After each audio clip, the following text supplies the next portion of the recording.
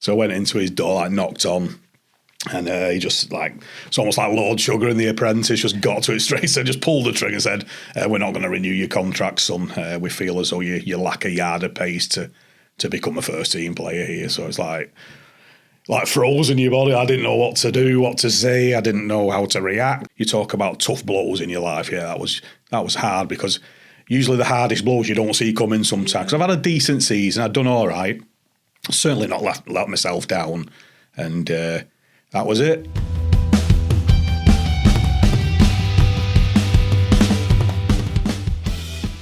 Hello and welcome to a special edition of the Manchester is Red podcast. I'm Tyrone Marshall hosting today, and I'm joined by a special guest, Dr. Alan Tonge, former Manchester United youth team who went on to play for Exeter in the Football League, now a lecturer at UCFB and a doctor, as we said at the start. Yeah. Welcome, Alan. Thanks for joining us. Thank you so much, Tyrone. Thanks for inviting me in. Not a problem at all. You're in for you've written a new book. People might be able to see it on the video, From Red to Red. Alan Tonge, the story of Fergie's first fledgling. I mean, first of all, tell us a little bit about why you wrote the book and why you wanted to write the book. Yeah, just an ambition really of mine. I was lucky enough to be in the Man United Ex-Players Association, and was having a chat with somebody a year or two ago, just as you do over dinner, and telling the man a little bit about my background and where I'd come from and what I'd done, and he just looked me in the eye and said, "You should write a book about this." And I thought, oh well, maybe, if there's enough material, if there's enough content in there. So I contacted a lad called Michael Garvey, who'd wrote John O'Kane's book, and just said to Mike, well, you've done that one. Do you think there's enough here to put something together? And he said, yeah, well, let's have a chat about it. And from that, it was kind of like I say, realising ambition, and just set about thinking about the journey that I'd had from starting off in football and then ending up with a PhD.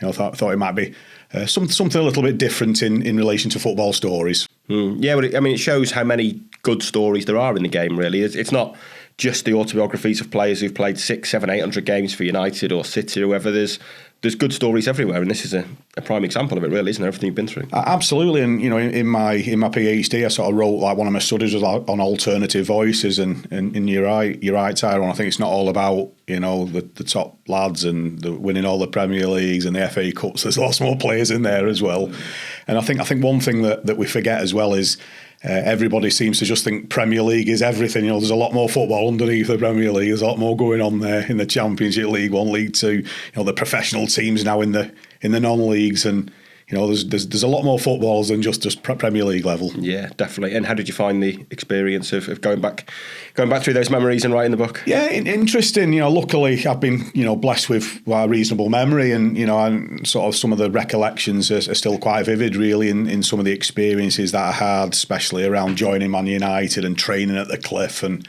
very fortunate to be around some really good players for a small period, and then having tried to cut my teeth in at a completely different club, going down to Exeter City, a completely different culture.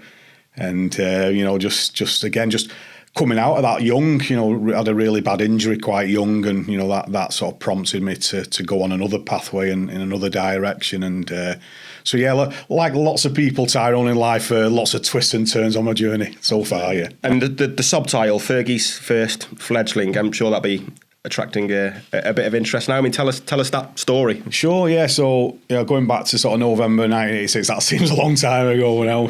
Obviously, Sir Alex around. I think I was training at the time on a Monday night and a Thursday night in the School of Excellence, and what had happened was, back then football was a little bit more less carefree, if that makes sense. I could play for lots of teams. I representing my school. I was playing in Man United's B teams, like the first sort of step on the ladder.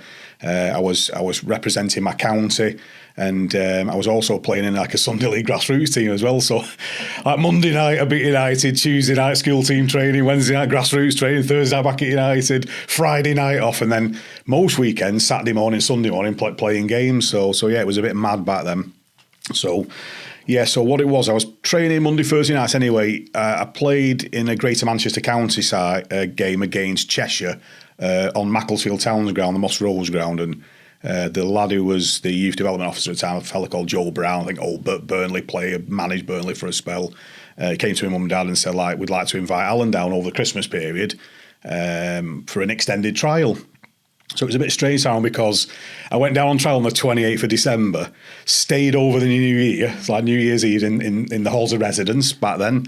And I think they took us to a game on New Year's Day, and then on the 2nd of January, kind of like, you know, the end of the trial, and they let us know decisions on that. So it was one of them weeks where everything went really well. Had a really good few practice matches, had lots of the staff watching, and at the end of the trial, like they said, like they'd like to offer me, you know, something, schoolboy forms, an apprenticeship. So I went to see Sir Alex Ferguson, and he sort of like had my mum and dad in and just said that this is the start of a long journey and start of a tough journey. You know, nothing's guaranteed in football, as I went on to learn. But I was the kind of the first youth player that was signed up by Sir Alex when, you know, he joined United '86. I think I officially got registered in January '87. So the answer to the quiz question is yourself, not Viv Anderson. Well, I always look at this acquisition, or you playing myself, first acquisition. You know, Sir Alex will always say, you know, Viv Anderson's the first fee signing that he paid for. But I think Viv arrived a bit later in 1987. So in relation for the first non-fee signing, or the first acquisition, you know, I was kind of like sort of like in there. Yeah, you write the book about your memories of watching United as a kid, and it's clear that you were a United fan and from a family of pretty big United fans, certainly your dad. Yeah, my dad used to watch Man United back in the 50s and 60s. You know, he was there for Bestie's debut. He watched a few of the, you know, the Busby Babes in action, and, you know, just a love of United. As it is, Tyrone, with most families, you know, usually it's passed through the generations, and I think when I played kind of as a young lad in the garden, we always used to recreate cup finals and imagery around that. And, you know, I was lucky enough my dad built me a net, and, you know, like your early sort of memories of football was fantastic in relation to that. And yeah, just used to take us to, you know, you're watching youth team games, and I remember going down to Old Trafford and different grounds around the northwest, watching the youth team matches like Man Utd, Norman Whiteside, Clayton Blackmore. And, you know, it was back in the days, Tyrone, as we know, like the training ground was a little bit more receptive to fans going in. So, you know, on occasion, you could go and watch the first team train, which was amazing. And as you say, coming through that sort of era, 80s, United were more of a cup side, really, and we're chasing down the league title, weren't we, for many years. But, you know, 83, you know, there's semi-finals at neutral venues, you know, just really quality. I think the 80s and 90s was a real quality time for football, and, you know, following that through 85, beating Everton, like Norman scoring the winner, and then, you know, going on Lee Martin getting sort of first trophy for Sir Alex, and then just on that kind of transitional point. So I unfortunately moved on in 1991 just as it was starting to get exciting. And I kid you not, somebody at an ex-players dinner said to me, like, I wish your mum and dad had waited a couple of years, you would have been in that class of 92 a lot. Yeah, you arrived a bit too early, didn't you? 100%. So I blame my mum and dad for that. So yeah, I was kind of coming in that block behind, and you know, that class of 92 arrived on the horizon then. Yeah. I mean, we know now what Sir Alex did for the youth system at United, how he transformed it, how so many young lads came through. I think you were 14 when you signed. That's right, yes. I mean, how did you find the experience there? Because it's clear in your book, it's not. I mean, it's a very different environment then as it was now, isn't it? It was. I mean, like a lot of, you know, businesses, organisations back then. You know, you talk about the military and things like that. A lot more. I'd say probably shop floor culture, a lot more banter.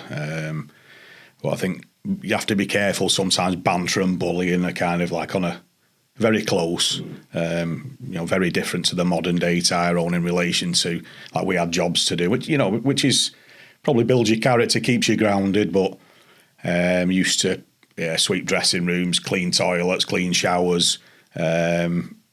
Used to take us to Old Trafford on like a Monday after the game had been on Saturday, sweeping all the stands and the stretty end and stuff like that, and used to end up with like loads of chewing gum all over your trainers, and all the sort of empty pie foils and things like that. And so, and I think like back then it was kind of, I know things work in circles sometimes, but it was a day of the YTS, like the sort of used to get £28.50 a week, so it wasn't a glamorous existence by any way, shape or means, but I think a good existence. But I think some of the stuff, some of the rituals, initiations were a little bit near the knuckle. And, you know, I think Ollie Kay talked about it in his book Forever Young about, you know, an old colleague of mine, A.D. Doherty, and, you know, some of it bordered on not very nice stuff to go through, to be fair. But, you know, that's just the way it was back then. And, you certainly something that I feel wasn't right. Yeah, I mean, Eric Harrison is a name synonymous with youth development at United. It's clear from reading the book that it could be a difficult relationship at times. That the way he did things then worked for a lot of players, I guess, but it was kind of it only had one way of working, maybe. Yeah, well, just old school, really, like an old school approach. And Eric was a tough coach. If he said something, you just did it quickly. There was no negotiations or anything like that. And but I think sometimes these experiences, they pay off later on for you when you kind of it does build a bit of character. But I always think try to get this, like with my PhD, looking at some of the philosophical stuff like Aristotle, it's finding the golden mean, the right balance. I understand building character, but not really humiliating people, and again, it's just borders on the bullying side, and that was unfortunate for a year or two. That sort of those experiences were there. Yeah, I mean, the chapter is called, I think, The Best of Times, The Worst of Times. Is that kind of how it felt, that it was at 14, it's probably a dream to go into that club, and there's times where it got pretty difficult for you? Yeah, I think again, looking at that, I mean, title there was linked to sort of a book that I read in English literature at school, because I had sort of a reasonable academic journey, like in my GCSE. I'm not saying like I was, I wasn't a star or anything like that. I wasn't getting like 100% on maths, but I was okay. I could, I'd enjoyed English and writing and storytelling and things like that. And I think the best of times, worst of times, I think when you pull that kit on and the badge and the training gear and going over to train on the AstroTurf at the Cliff, unbelievable. But like, I think, in all honesty, like when I went into sort of United full time, it was like a bit different to what I thought it would be like. But like anything else, you go through it, you learn, you try and develop, you try and do your best. And, that was kind of how it was back then. Yeah. I mean, was it difficult to fit in there? You clearly had to be kind of a very outgoing, confident character maybe to fit in. Was it difficult to fit in? Did you feel after you kind of had to adopt a cloak, almost try and be a different person? I think so. I think like anything else, Sarah, in life, there's like different personalities in workforces, and you'll always get your loud ones, your quiet ones, your sensitive ones, and I think that was kind of, my personality was a little bit more reserved, but I like to think I could sort of handle myself when needed. I think there's nothing wrong with that, but I just didn't like the humiliation stuff of it, and you're supposed to be in an environment of excellence, and you go back and sort of look at some of the great players who played at United, and then I just think the experience, and this is not just myself as well. This is like other apprentices of the year, and it's not just Man United as well. I think broadly across football culture back then was an interesting experience for many. Yeah, I can imagine, and probably not a lot of support there, maybe like there is now for people who are having a tough time of it. I don't think. Obviously Joe Brown, what a fantastic fella Joe was. He sort of oversaw the youths and did the youth development stuff. But the playing staff was like a lot shallower then. We look at these days and you've got, dear me, you've got coaches, assistant coaches, phase coaches, assistant to phase coaches. Like it's mad the way football is. But back then you kind of had manager, resi team manager, youth coach, and it's a lot smaller, so a lot more opportunities, I think, to bond and be around people. But yeah, the apprentices' dressing room was quite ruthless at times and difficult to comprehend and understand what was going on in there. Yeah. Did it sort of change how you felt about the club at the time? I think I always loved Man United. It's like a bit of I always describe it as like a bit of a bittersweet symphony, like, the sweetness of playing for that great club. And I always say, 5 minutes in the B team for me without running on with that shirt on, like, absolutely, that would have been unbelievable, a dream come true. But like anything else, you get a bit greedy, go through the youth teams, into reserves, the Central League as it was back then, and I managed to get involved with a couple of United friendlies, like the first team friendlies. I went to Histon for a lad called Giuliano Majorana's, kind of raise some money for his club, and you get that taste, but unfortunately that it wasn't to be for me. That wasn't my destiny. Yeah, we will come on to that in the second part to your footballing journey at United. That's all for part one. We'll be back after this break to talk about some of those football stories.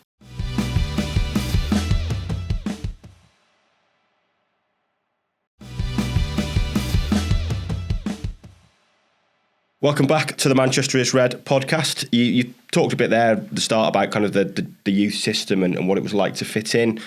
On the pitch then, I mean, what are your footballing memories from that time? What sort of stands out when you look back? Just fortunate enough to be around some quality footballers, really. You look at some of the players back then, they were, my heroes, really. So it was quite surreal in a way that you're coming through the schoolboy system and you've got like Norman Whiteside and my Hughes posters on your walls, and then a year or two later going at full time at 16 after your GCSEs, and training alongside these players at times. And I think that was one of the good things back then, Tyrone. You used to like Archie Knox was a system, and you mix everybody in like 5-a-side teams and 6-a-side teams, and it was amazing.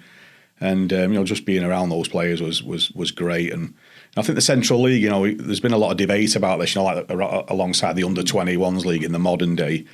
Maybe the Central League back then was kind of like a good grounding for bringing you on as a player, because I think most fixtures you'd have. The first team would play, so like 3 o'clock on Old Trafford, Man United, Everton. Then there'd be a reserve fixture at Goodison, and in the reserve team, like later on down the line at United, you had like lads like Norman White and then Peter Beagrie, and like good quality players who were coming back from injuries or who were just not quite in the first team frame at that time. And it really tested you, and you had like Man City, Liverpool, like Ian Rush playing for Liverpool, and it was some great experiences. And again, it's just that step for me, that next step into the kind of the first team will prove the most challenging one, like it does for many young players. Yeah, it was just a sort of a step beyond me. Yeah, I mean, you were just before the class of '92, as mentioned before. Who sort of stood out from your time? You write in the book about gigs, and you mentioned it before, A.D. Doherty, who, for anyone that's read Ollie Kay's book, a brilliant book and a bit of a forgotten story really before Ollie wrote it, but clearly a incredible footballer. Yeah, he was brilliant. Yeah, and you had like Ryan playing on left wing. I mean, Ryan was what you'd term a precocious youngster. I first seen him at like about 13, 14-year-old in the Cliff, and I remember Eric Harrison coming over. Like we used to wait for our session to start. And he was just talking, just saying, "I'll see that lad over there, like young Rob, obviously pointing to young Ryan, said he's going to be some player in, but yeah, you're only 14, 15 yourself, and like you don't really mean anything, but you look at Ryan's career, you think, he wasn't wrong, Gary, was he? Like talent spotting and stuff like that. I know, like 963 appearances, Premier League, Champions League, he won it all. But yeah, I think like Wayne Rooney, Norman Whiteside, young Kobe Mainoo now. I think Ryan was like a precocious star, really. I think Ryan was, I think Fergie described him when he seen him play for Salford Boys just down the road, and he's like a cocker spaniel chasing a crisp packet in the wind. The way he moved, beautifully balanced, fantastic left foot. And, went on, as we know, to have an unbelievable career at Man United. So yeah, Ryan, Mark Bosnich was our youth team keeper. Yeah. We had young Darren Ferguson in midfield, like Sir Alex's son, like he was a good player. So yeah, some decent players. But as you say, A.D. Doherty was like on a par, I'd say, with Ryan at the time. You get a lot of, when you get these experts watching racehorses on the gallops, they usually say the dogs are barking about this particular horse ready to make its debut, but the dogs are barking about AD as well. And at the time, probably as good as AD, maybe not a shade ahead, great trickery, good skills, pacey, and again that football world of destiny and ups and downs. And it, unfortunately, the winds of destiny didn't blow the way for Adrian either. Yeah, you write in the book, you're still in touch with his dad. Yeah, I'm still in touch with his dad to this day, Jimmy. Fantastic man. Ollie had like a book launch at Mulligan's in Manchester, and lots of people who contributed to the book had come to that. And met Jimmy there, and just a really sad situation, really, in relation to what happened to AD. The science, the medical science wasn't great back then. So like when you had a really serious injury, it was going to be tough to come back from that. I think he did like his cruciate ligaments, and his game was built on pace and trickery. And I think once you get that first blow, a really bad injury, I think it's tough to come back through. So certainly in that generation. Yeah, Mark Bosnich, was he as big a character in the youth team as he was as an adult? Great fella, very laid back, Bozza, massive feet.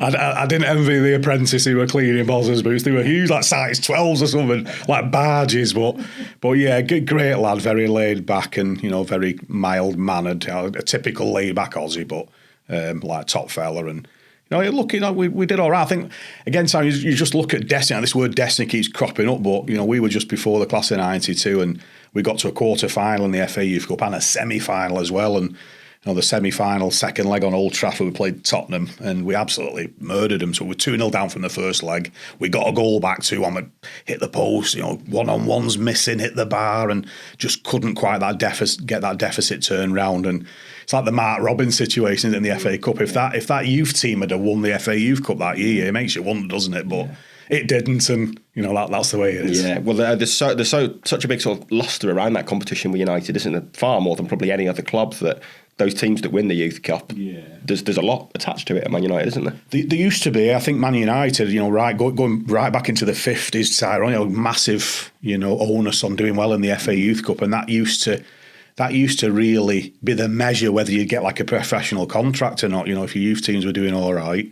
they'd probably hand back a few more out. But United have always wanted to do well in that competition. Going right back into the 50s where they had a great run at it, and we've had some sporadic wins over the years, haven't we? But usually a good marker for Man United is to try and do well in that FA Youth Cup, and to play in that was amazing as well. Yeah. I mean, you mentioned a lot of the first team lads there. Like you said, there was probably a lot more of a mix of that age group than there was now. I think you were training together in pre-season and got quite a bit of experience around them. Yeah, it used to take us. It's mad, isn't it? You talk about exposure these days. Like, you can't get near first team players now. It's all fenced off, and back then we had one of the pre-season on a big coach. Everybody just rolled up into Eaton Park, just running around Eaton Park and up and down the hills, and really good experiences. And I think back then as well, like the sort of science was a little bit, behind, lacking. So it almost used to be like just do loads of running in the pre-season. I think it's more, you got more monitored now. You look at fatigue levels, heart rate levels, distances covered, everything gets measured, in relation to where you're at. But back then it was just like run for 3 or 4 weeks and then amazing, the balls come out. But I think usually in pre-season now the balls are out quite early. The game's busy as well now, isn't it? Loads of lads, especially at first team level, they got international duty, and exactly. Back then it wasn't uncommon for you to have like a 6-week break and come back, and it used to be like a bit of a laugh that you used to get weighed out when you sort of finished for your break, and then weighed in, and if you was like a few pounds over, like fined for stuff like that. But I used to get some players turn up like 8 pounds overweight. Never. You think, that's got to be burnt off now in pre-season, So, but yeah, it's looking at that, how it was then and how it was now, like poles apart, really. Yeah, it's a different world, isn't it? Different world, completely different world. And what about the players in the first team? Was there any that were either particularly welcoming, or any that you were kind of starstruck playing alongside or getting close to? All of them really were good lads, so very grounded. No airs or graces. Like being around like Brian Robson, Steve Bruce, Gary Pallister, like Dennis Irwin came, Mark Hughes, Clayton Blackmore, all fantastic, all brilliant lads, and you get greedy in football. You just want a bit of what they're experiencing, getting into that first team. But like I say, unfortunately, it was just a little bit too far for myself at that level. You did make a first team experience, the Histon game, a friendly. You mentioned the circumstances before. Talk to us about that day. What it was a friendly, but what did it feel like to you? Yeah, really good. I think we got picked up a lad from, which is again another story that's amazing. Like playing for Histon in the kind of the non-league, like arrives at United on trial, and did really well. Great footballer, Giuliano, good left peg, and I think got some footage, haven't they, on YouTube, like against Arsenal, Lee Dixon back in the day. And we got like sort of chosen, because we used to love back then that on a Friday or sort of on the morning of a game situation, like they used to pin the teams up on the board and used to sort of rush and have a look where you were playing. Like, are you in the B team, the A team, the reses? Are you included with the first team squad? And that was incredible. And yeah, we went over to Histon, so we met at Old Trafford. And remember, it was a bit of a wind up. I was only 17 at the time, so quite young really. And I remember clambering on the coach at Old Trafford. And as you do, you're completely nervous, you threw my bag up and onto the top rail and sat down at this table. And I remember Steve Bruce getting on and said, "You can't sit there. That's the gaffer's table. He plays cards on there." So senior pro Brucey, no problem. So starts getting up straight away, moving. And then Fergie sort of arrives on the front of the coach, and Brucey goes down the coach and shouts to Fergie, "Tonge said he's not moving," with a few expletives thrown in. He went, "Hey, you better get moving," and all that. So I was out like a shot, to be honest with you. But yeah, went on to Histon. Lee Martin, I think, got up an injury towards the end of the first half, so I might have got my chance then. And in the team that night we had like Mal Donaghy, Jim Layton, Clayton Blackmore, Mark Hughes, Stevie Bruce, Lee Sharp, so like a good mixture of first team players. And like you say, Tyrone, just I think Sir Alex just sending that team down just to raise a few funds for the game. So we played on the Abbey Stadium, which was like Cambridge's ground, and I think it was like a few thousand turned up. So like that, one of the great sort of things that I really particularly makes me proud is like in one of the yearbooks, it says like first team other, and like you got your name in there. So yeah, I'll take that. Yeah, that still means a lot to you. It's still special to have played for the first team. Yeah, it's like, again, you want more, don't you? You want more, but it was tough back then because first team squads these days are huge, and fortunate enough to have quite a lot on the bench, and like up to 7 subs, 8 subs, things like that. And back then you had like 11 and then 2 subs, and I was just way down the pecking order because my predominant position really was right fullback. So Viv Anderson came in, and then if Viv got injured, I'd have like Clayton Blackmore would fit in there. If Clayton got injured, Paul Ince would drop back in there. If Ince got injured, like Mickey Phelan would play there. And it's like getting that chance. You think, I'm down the pecking order, and I think you had to be fantastically good to break through. And like I said, I kind of use the analogy of like levels in boxing. You have like domestic, you have like British, Commonwealth, European, world. I think everybody finds the level sometimes, and I think I wasn't like at the top there. I was kind of in the midst of that. But I think probably being a bit unfair on myself there, because I think you don't know unless you get a chance, and that's the key, isn't it? It's getting that opportunity, and sometimes your chance can arrive from nowhere, and unfortunately for many, like your chance never comes. Sadly. Yeah. I mean, you did sign a professional deal. You went to the cup final in 1990 as kind of part of the bigger group. Did you feel close to it at the time? Does it feel like you're kind of close to it? I think it's a big step. I think it's probably a bigger step than people realise. I think coming through the sort of the B team and the A team, and I think when I first started at United, I think I was kind of doing okay. I played in an under-18s team at 15. Played in the Central League at 16. Played in that first team friendly at Histon 17. So it was going all right. And then I think after that, I think it went downhill quite quickly. But yeah, it's tough time on it. You talk about youth development. I think there's a lot of research and knowledge on that these days, where sometimes you need patience with players, and sometimes players are kind of late bloomers, or you get to 18, 19, you maybe not as mature as maybe someone who's 15, 16 who's getting in the first team, and I think back then I got to like 19 and a half, and you're thinking, well, I'm not really in that first team pool at the moment. Maybe it was the right decision from the club to sort of say, you're going to have to look for somewhere else and move on there. So, that's again just the way it goes. Yeah, that came in 1991. I mean, did Fergie deliver the news? Yeah, he did, yeah. Can you still remember that? Very clearly, yeah, very clearly. We'd had an interesting week, actually.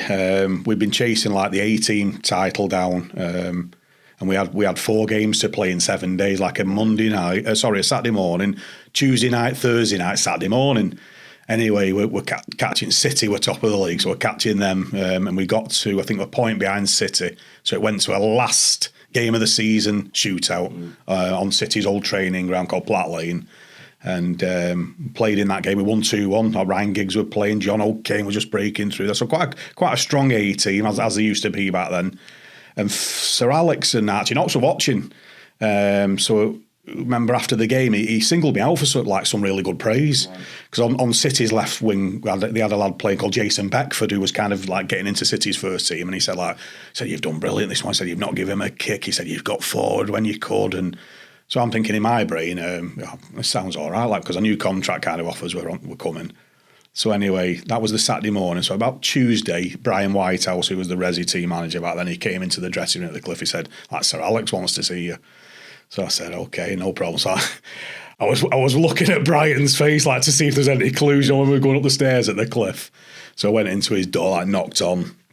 And he just it's almost like Lord Sugar in The Apprentice, just got to it straight, so just pulled the trigger and said, we're not going to renew your contract, son. We feel as though you lack a yard of pace to become a first team player here. So it's like froze in your body. I didn't know what to do, what to say. I didn't know how to react. You know, do you beg for another chance? Do you? I just remember saying to like thanks so much for like I'd been there from 14 to 19 and a half, and you know, thanks for the opportunity to come and play at this unbelievable club. And you know, I just dealt with it as humbly as I could. But you know, I think once that news was delivered, yeah, that was a.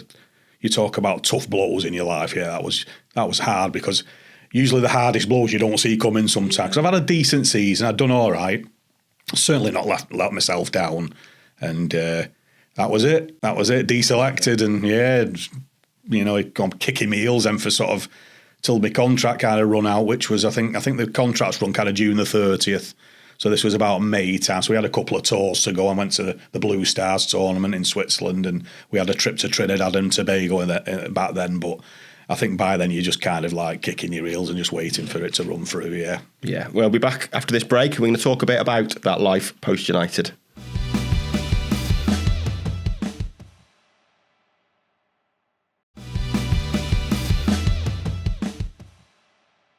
Welcome back to the Manchester is Red podcast. Dr. Alan Tonge in the studio with us today. We've just ended the previous part on the day. So Alex told you it was, or Fergie, or Alex as I guess as he was then, pre-United, told you it was over. I mean, you know, he said you were 19 and a half. When you delivered that news at a club the size of Manchester United, how hard does something like that hit you? Yeah, it was tough because, you know, it's like going to the electric chair, because all my family, I felt I'd let them down, felt I'd let, you know, lots of people down, and, you know, you just didn't know what. I remember crossing the roads, because I think from a young age, like, because you're a reasonable footballer, you kind of, that identity shaped around, oh, it's Alan the footballer, Man United, and, you know, people just naturally just stop you in the village where I lived and said, like, you know, how's it going? Who have you got Saturday? And, you know, you used to sort of say, oh, we got Liverpool, or we got Man City, or, you know, Everton, and then I remember seeing people like crossing roads. I just think like, I don't really want to speak to them, so I'll pretend I've not seen them. So like, not great really.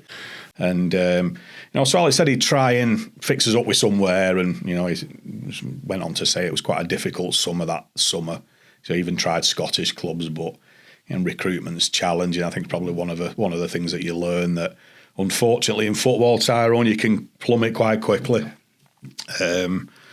So I remember going down to Bolton for a couple of weeks, like on trial, because back then there was no agent, so you'd have to do your own phoning round. I remember speaking to Sammy McLaughlin at Macclesfield, like, do you fancy having a look at us? I've been at United for 4 years, and managed to go down to Bolton and had a couple of weeks there, and they sort of said to me, well, you know, we've got enough here at the moment, we don't feel as though you're going to bring anything. And I remember just going on, slinging my bag on the floor, thinking like, where's my life going now? Like, it's going downhill quickly. So anyway, like lots of things in life, a little chance arrived, and it came through a neighbour actually. When I was 17 at United, I got chosen to go and play for a Football League representative side in Russia. It was to mark 100 years of the Football League. And Alan Ball was in the managerial kind of group for the party. And he kind of knew me from then. So a neighbour phoned Alan Ball at Exeter and said, like, Alan Tonge's been deselected at United, not there anymore. Do you fancy having a look at him? And he always laughed, like, to my Exeter fans, like, if you'd have said, where's Exeter on the map, I wouldn't have had a clue. Right, okay. You know, my geography a long way away. A long way away. So I remember, like, packing up my Ford Fiesta and all my bags, and they told us to meet at their club shop, and you know, went into some digs with you know, some of the players there and things like that, and that was it. That was kind of my lifeline. And you know, Bawley said to me, like, you're lucky you've got a second chance, because I think Bawley he'd experienced it at Bolton. They told him it was too small, so I kind of, like, we had a bit of a connection there. Yeah. And I think that was kind of like down to Exeter, and I, you know, spent a good few years down there in relation to beautiful part of the country, some fantastic people and some great people that I managed to meet on in that journey. So yeah, a really good step. Yeah, and a proud moment to play and, you know, make a short career of it, I guess, but a career in the Football League. Yeah, like anything else, one of the players got injured, a lad called Scott Isle, used to play with Man City, Birmingham City, and he sort of done his knee in or something, and Ball said, like, you're playing Saturday with Wigan Athletic. And I think in that kind of next season or two, sort of like establishing myself as a kind of regular player, but I was in and out, and you know, managed to play in like the Devon Derby down there, Exeter v Plymouth. That's like their Man United, Man City of the Southwest, and managed to play Stoke City away as well, got man of the match there. So a lot of people say, what's the measure of a footballer? Can you do it on a cold, windy, rainy night at Stoke City? And he said, well, there's proof that I could.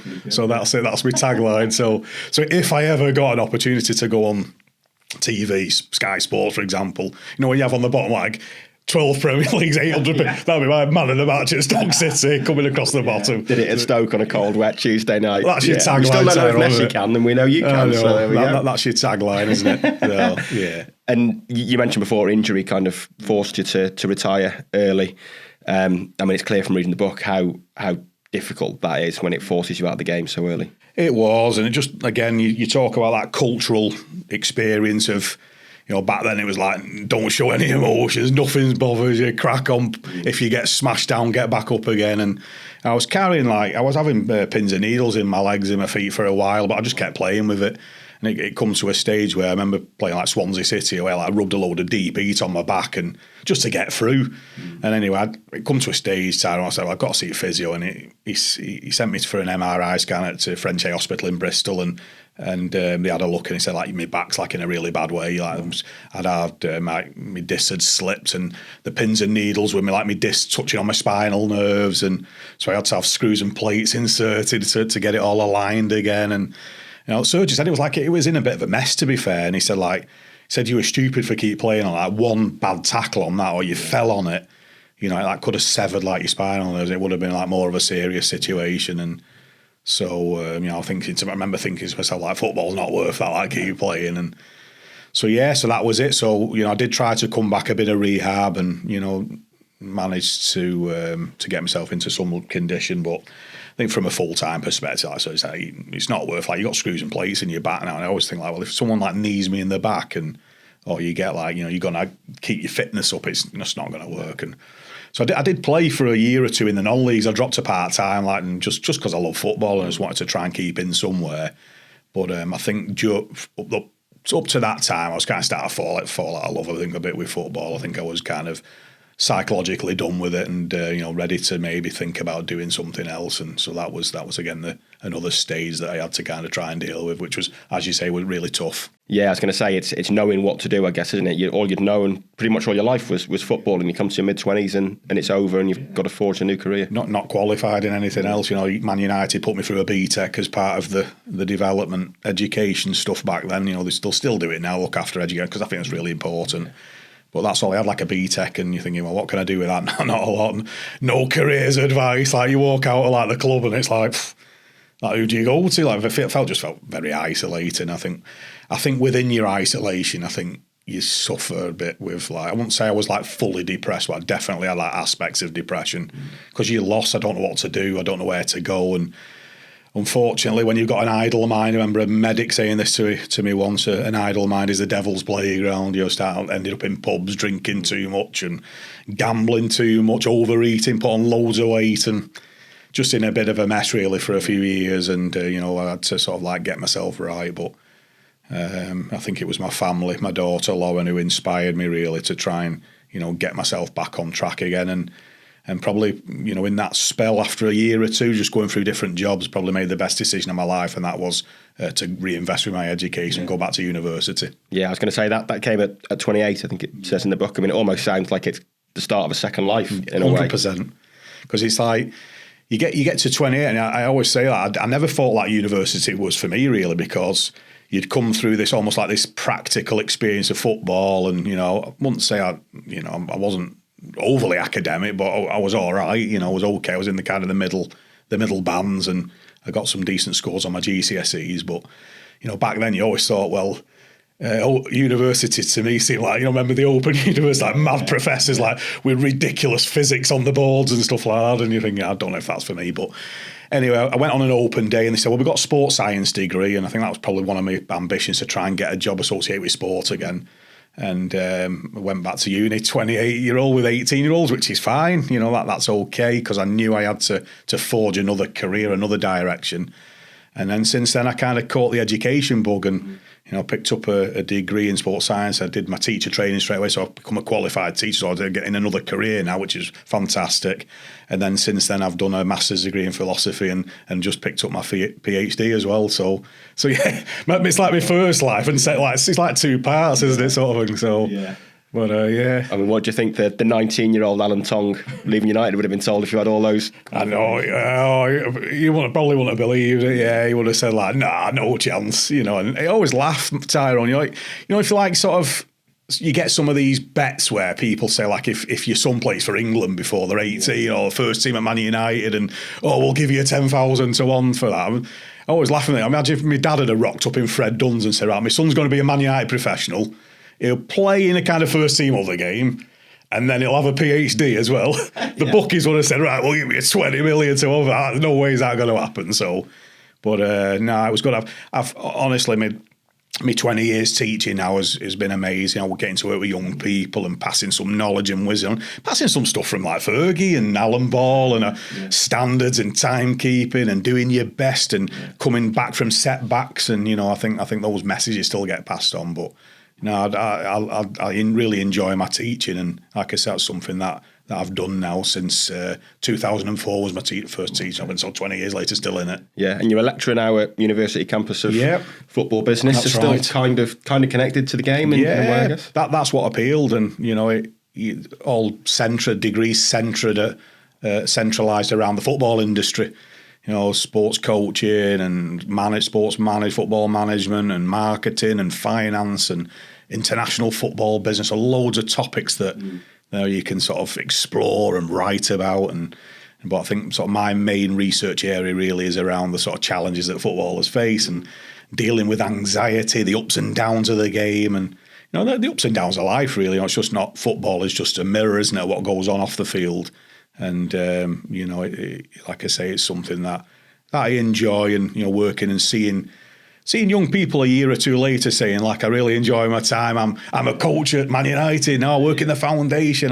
You bump into them somewhere, and, to hear that is really inspiring and, something that I really enjoy. Yeah. And do you use your own experiences a lot in kind of those teachings? Yeah, I think so. Again, it's just trying to steer young people, isn't it, in the right direction? In the modern day, there's that many distractions, and it's ridiculous, really. It's a tough world out there, and just try to make sure that they don't compromise the values and they stick to the values, and try and avoid poor decisions, because you can easily make poor decisions at times, but.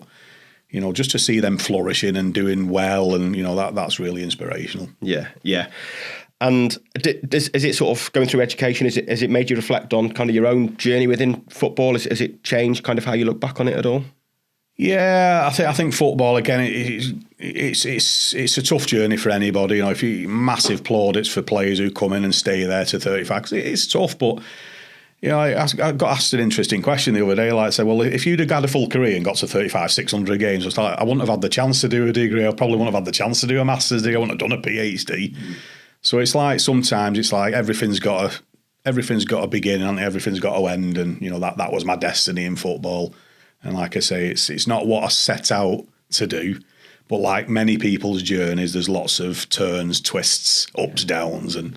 That's where we're at. That's how it happened. Yeah. And what about United now? You're still a fan?